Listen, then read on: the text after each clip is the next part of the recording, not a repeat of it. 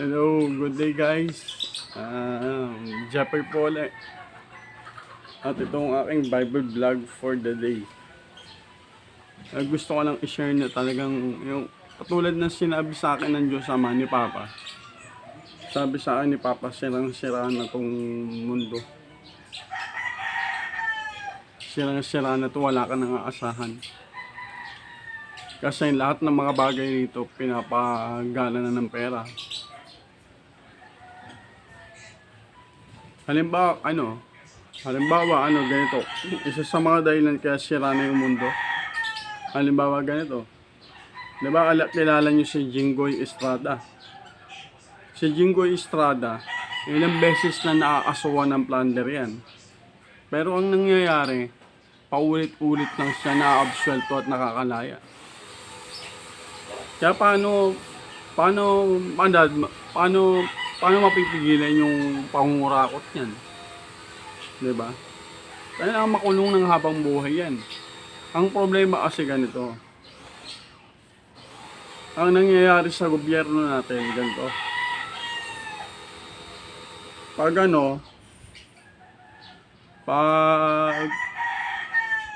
kalyado mo, laya ka. Kahit makulong ka pa, kahit makulong ka pa ng habang buhay, mahatulan ka pa ng habang buhay na pagkabilanggo. Once na kaalyado mo yung nanalo sa eleksyon, halimbawa naging presidente, kaalyado mo, makakalaya ka. Kaya diba si Bato de la Rosa, gusto niya dito litisin ng ICC. International Criminal Court nga international. Tapos dito lilitisin sa local. Paano nangyari yun?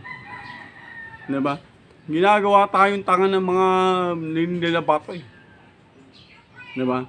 Kasi kung dito siya lilitisin, halimbawa, matulan siya ng Korte Suprema.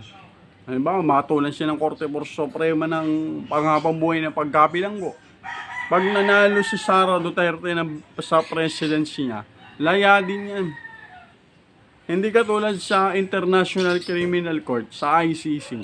Pag doon siya naasuhan, doon siya nilitis, walang impluensya yung Pilipinas doon. Dahil International Court yun. Kaya yung mga bansa, kaya takot makasuhan sa ICC.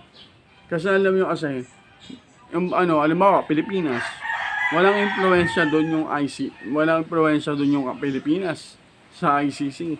Halimbawa, Amerika, walang impluensya, pag nakulong ka, Amerikano ka, nakulong ka sa ICC.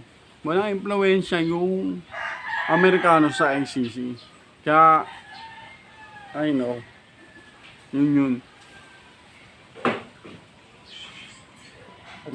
Yeah. Kaya sira na tong mundo na to eh. Kailangan ang sistema kasi rito, sistemang tao sa sistemang tao. Pag mahirap ka, kailangan magpaapi ka na lang. Kasi pag nangyari kasi, pag wala kang pera, pag pinalagam mo yung pag nanindigan ka sa prinsipyo sa tama, at nanindigan ka sa sarili mo, nanindigan ka sa tama, tapos kalaban mo mayaman, may impluensya, wala. Kahit anong gawin mo, walang mangyayari sa'yo. Ikaw pa rin ang mapapasama. Diba? Halimbawa, binundol ka, vendor ka, binundol ka ng mayaman. Diba? So kakasuhan mo yung mayaman. Wala. Babalik ta rin ka ba nun? Ganun yun. Wala, bulok ng sistema ng tao eh. Sistema kasi ng tao, pag mayaman ka, pinapaboran ka. Pag mahirap ka, binabasura ka.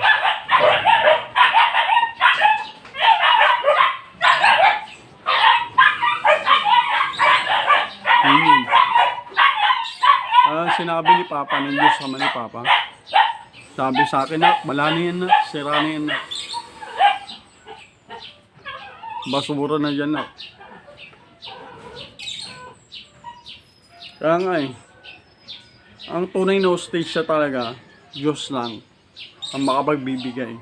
Pero tao, magbibigay ng hostisya, kalokohan yan. Huwag ka magtiwala sa tao. Kasi ang tao, pumapanig yan sa pera. Wala yan. Hindi yan pumapanig sa prinsipyo at paninindigan. Kalokohan yan. Sa pera yan. Tsaka sa impluensya.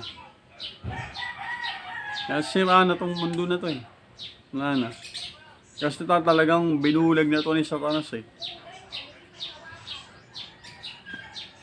Binulag na to ni Satanas sa pamamagitan ng pera at sa pamamagitan ng kawalang hustisya. Kasi tingnan mo, balimbawa natin, si Jesus Christ, si Kuya Jesus. Diba? Hinuli siya ng mga Hudyo. Wala naman siyang kasalanan. Nilitis siya ng walang kasalanan. Kinulong siya ng walang kasalanan. Binitay siya ng walang kasalanan. Ganyan kawalang hustisya ang tao. Biro mo si Panginoong Jesus. Walang kasalanan yun. Diba anong ginawa? Anong ginawa ni Pilato? Sinong papalayain natin? Si Kristong walang kasalanan? O si Barabas na mamatay tao? Anong sinabi ng tao? Palayain si Barabas. Bakit mo papalayain si Barabas? Mamamatay tao nga. Di ba dapat ang pinapalaya mo, yung walang kasalanan, si Kristo? Bakit si Barabas? Ganyan ka walang kwenta ang tao. Wala na to. Kala mo kay Kristo lang nangyayari yun. Sa lahat ng mahihirap, nangyayari yun. Alam mo kaya nangyari kay Panginoong Kuya Jesus? Kasi alam niyo kung bakit? Kasi si Kuya Jesus, isang mahirap. Isang kahigisang tuwa, walang impluensya, walang kahit ano. Diba? Siyang halimbawa ng walang walang hustisya ng tao.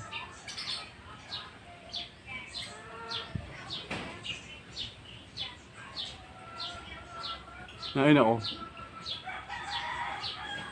Yung pangyayaring yun, alam mo yung pangyayari yung kay Panginoong Jesus? Yun talaga. Hindi para sa tao, ipakita sa tao. Hindi. Para ipakita sa akin na kapatid niya. Kung gaano kawalang hustisya yung tao. Diba? Biruin mo, walang kasalanan. Walang kasalanan, biruin mo. Walang kasalanan pero hinuli. Walang kasalanan pero hinakulan. Diba? Kahit nga si Pilato na rin mismong nagsabi. Ano sabi ni Pilato? Yung gobernador ng Romano. Wala akong nakikitang kasalanan sa taong ito. Wala pala siya nakikitang kasalanan eh. Bakit niya binitay? Bakit niya pinako? May napako sa krus. Diba? Yun pa lang, sira na talaga. Ay nako. Kahit yung panahon ng Panginoong Jesucristo ni Kuya Jesus, yung panahon niya, nagkatawan tao siya, bulok na talaga ang tao. Kasi yung panahon ni Kristo, ang pinapanigan talaga yung may pera. Ang pinapanigan yung may impluensya. Ang pinapanigan yung may kapangyarihan. Pero pag ordinaryong tao ka, mahirap ka, ordinaryong tao ka, tapos mahirap ka pa. Wala, papatayin ka rito. Ganun talaga. Kasi ang sistema rito, ang sistema kasi rito, pag mahirap ka, dapat hindi ka papalag. Dapat hayaan mo ng tatanggap, magtitiis ka lang at tatanggapin mo yung parusa sa'yo. Hindi naman ganun eh. Diba?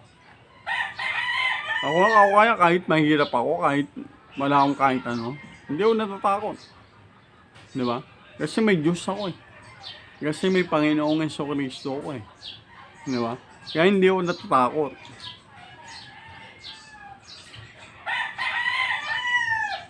I know. Kaya totoo yung sinasabi ni Papa eh. Diyos Ama ni Papa. Sabi nak, sira na yan nak, wala na yan. Kaya ang gawin mo na lang dyan nak. Gawin mo na lang dyan nak, sabi sa akin ni Kuya, ni Papa. Ang Diyos Ama ni Papa. Sabi sa akin, ang gawin mo na lang dyan nak. Kung ano yung magugustuhan mo dyan, dalhin mo rito. Dalhin mo rito, pagandahin natin. Tapos, kung may magugustuhan kang tao, dalhin mo rito. Diba? Luruan natin. Tapos, yun na. Pero dyan nak, wala na yan nak. Kaya nga, hindi na kami. Kaya nga, pinabayaan na namin yan ni Panginoong Kuya Jesus mo eh. Tapos sinabi ni Papa, alam mo kaya ginawa ni Panginoong Kuya Jesus mo yun? Para sa'yo yun. Bilang kapatid niya. Para makita mo kung gaano talaga kawalang kwenta at kabulok ang tao. Yun nga. Kasi sablay talaga eh. Wala namang kasalanan, kukulong mo. Wala namang kasalanan, nahatulan mo. Wala namang kasalanan, bibitayin mo. Diba, siraulo ka ba? Abnormal.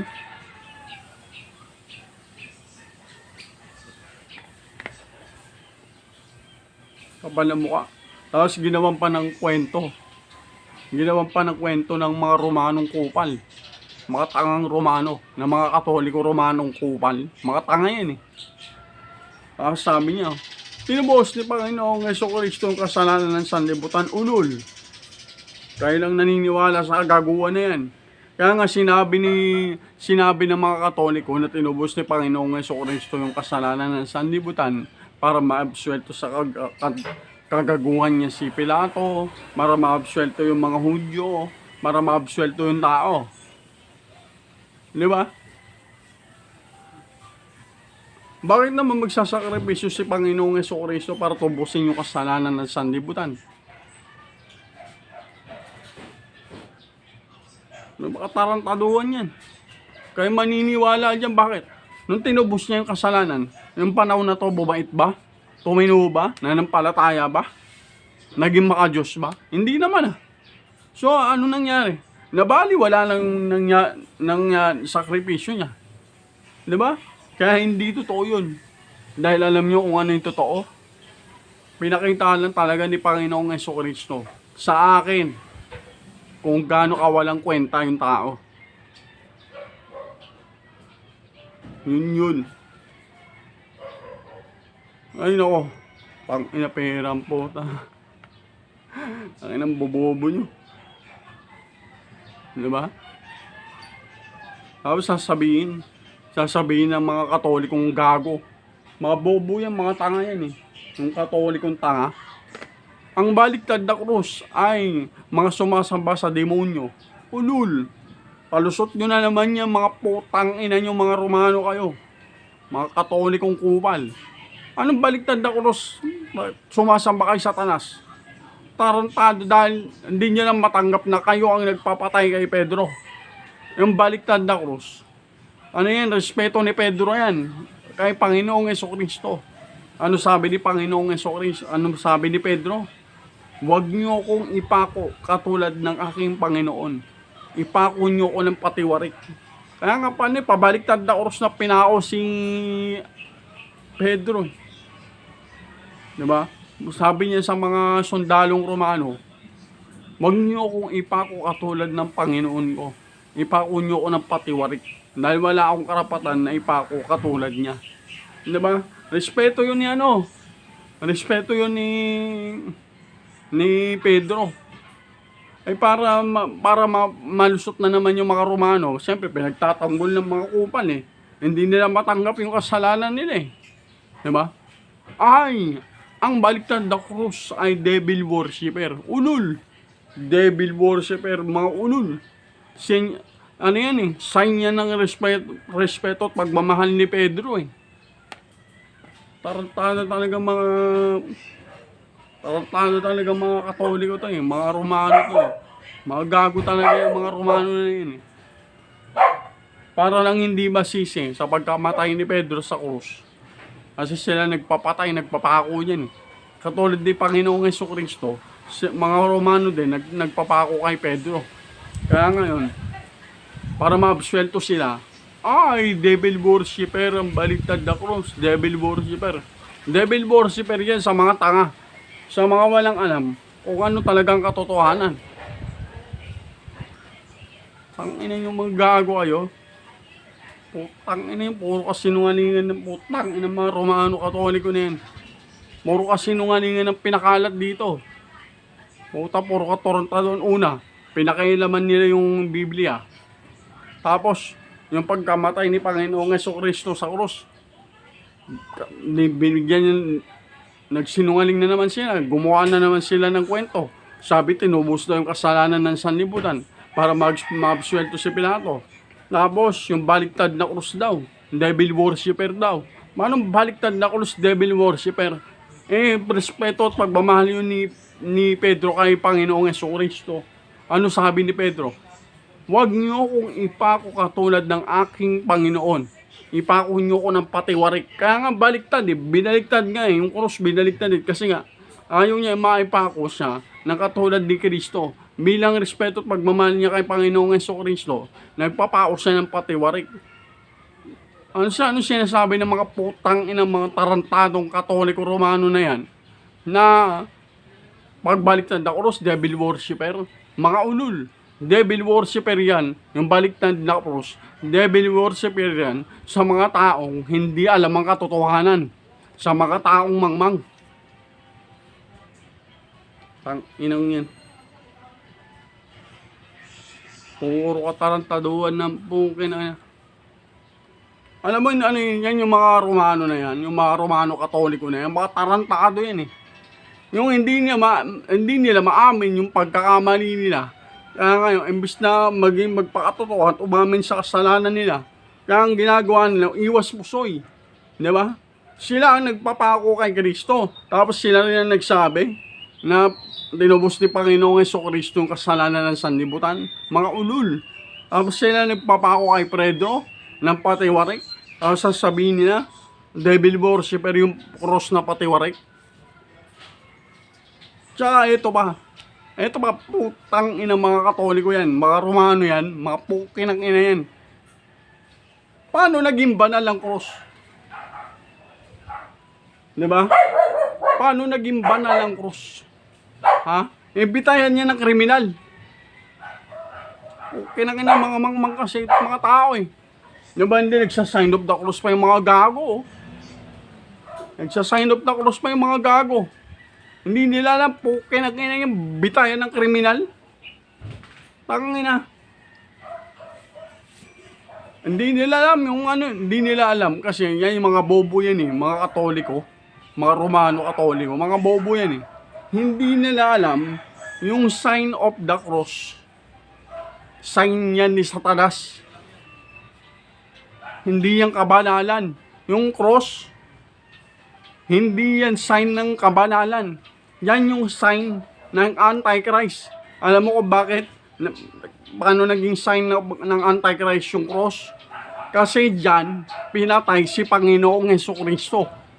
Diba? Saan ba pinatay si Panginoong Jesucristo? Diba? Sa cross. Paano naging banal yan? Diba? Ano ba yung anti? Na word na Antichrist? Ano ba yung word na anti? Ang word na anti, yun yung kontra kay Kristo. Yun ay ang mga ayaw kay Kristo. Yan yung mga kontra. Di ba? Saan ba siya pinatay? Di ba sa krus? Hindi ang krus. Sign of Antichrist yan. Sign yan ni Satanas. Tangina mga bobo. Yung mga Katolikong yan, mga bobo. Tapos yung gumagamit ng cross bilang simbolo. Mga bobo kayo. Putang ina yan, pinagpatayan ni Kristo, banal. Paano naging banal yan? Diyan nga pinatay yung anak ng Diyos. Hindi nyo ba alam, pag nagsa-sign of the cross kayo, iniinsulto nyo si Kristo. Iniinsulto nyo ang Diyos Ama. Di ba? Sino ba nagsabing banal ang cross? Sino ba nagsabing dasalan mo yan? Ba't mo dadasalan yan? Kahoy lang naman yan. Di ba? Kahit taluguin mo ang buong Biblia, basahin mo simula Genesis hanggang Apokalipsis, wala kang mababasa na magdasal ka sa cross.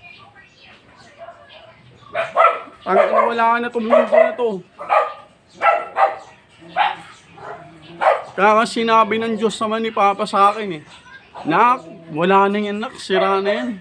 Puro kasinungalingan na yung alam ng tao, nak. Mayaman na. Tignan mo kami ni Kuya Jesus mo, tahimik na. Bayaan mo na yan. Ang gawin mo na lang dyan, gawin mo na lang yung gusto mo. Sabi ni Papa, gawin mo na lang yung gusto mo. At kung meron kang magustuhan mo dyan, dalhin mo rito sa langit, pagandahin natin. At pag may nagustuhan kang tao, sige, pag may nagustuhan kang tao, sige, iligtas natin. Tapos, dalhin mo rito para may kasama ka rito. Yun. Pinapili talaga ni Papa. Kasi bago ako magkatawan tao, pinapili ako ni Papa Saan mo gusto na? Sa Israel o sa Pilipinas? Sabi Papa, ayoko na sa Sabi ko kay Papa, sa Diyos sama kay Papa, ayoko sa Israel. Kasi ang daming masasamang alaala ko dyan yung ginawa nila kay Kuya Jesus. Sabi ko, yung pagpako nila kay Kuya Jesus nang walang kasalanan, ayoko dyan. Sabi, sige naksama, gusto na. Sabi ko dyan na lang Papa, sa Pilipinas. Yun nga. Kaya nandito ako ngayon. Kung ayaw yung maniwala, diwag. Bakit ba? Wala akong pake. Sasabi lang naman ako ng totoo. Diba? Kung ayaw yung maniwala sa akin, diwag. Kaya sabi ni Papa talaga, sira na to. Sabi ni Papa, wala nang aasahan dito na. Sira na yan na. Tingnan yung mga Katoliko. Tingnan yung mga Katoliko, nagsasign of the cross. Hindi nila alam yung cross na yan, pinipatayan ng Kuya Jesus mo. Sign ni Satanas yan dinadasalan nila. Tawa ng tawa si Papa Sabi na nagkwentuhan siya ni Kuya Jesus. Tingnan mo Jesus yung mga tao. Tingnan mo, sabi. Hindi man lang nagtatanong, hindi man lang nag-iisip. Basta na lang naniniwala.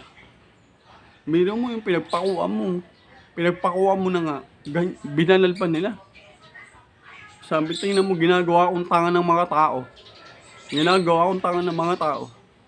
Bakit ko naman gagawin banal yung cross? Diyan ka pinatay na anak ko. Diba yun? Sabi ni Papa Kwentuhan sila ni Kuya Jesus. Para matuto ko. Sabi ni Papa, ba't ko babanalin yan, Jesus? Diba diyan ka naghirap at diyan ka pinatay ng tao? Paano naging banal yan? Yun nga, sabi ko, naging ganun na kamangmang yung tao.